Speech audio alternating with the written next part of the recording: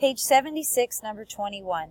A garden shop sells 12-inch by 12-inch square stepping stones for the same, that should be price, that's a mistake, I'm sorry, that should say price, as 13-inch round stones. If all the stepping stones are the same thickness, which option gives the most rock for the money? So since they're the same thickness, we really just have to look at their areas, because then we take their areas and multiply by their thickness to see their total volume. But since they're the same thickness, we will just look at the area. So we have to find the area of each of the stones, and then we can compare their price. So this is going to be an algebraic model because we're working with equations, algebra, so we'll start from there.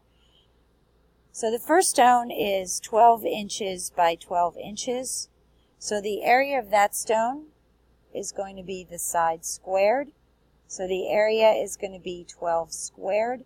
So the area of the square stones is 144 square inches. Okay, so for the round stones, we're told that they're 13-inch round stones, which means that's their diameter. So their radius is going to be 6.5 inches. So now the area formula for a circle is pi r squared. So we'll substitute that into the equation.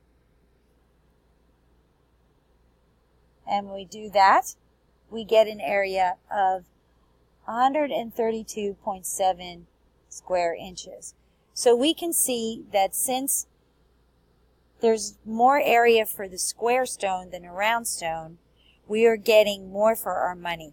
So we would have to put a final statement and say the square stones are a better value.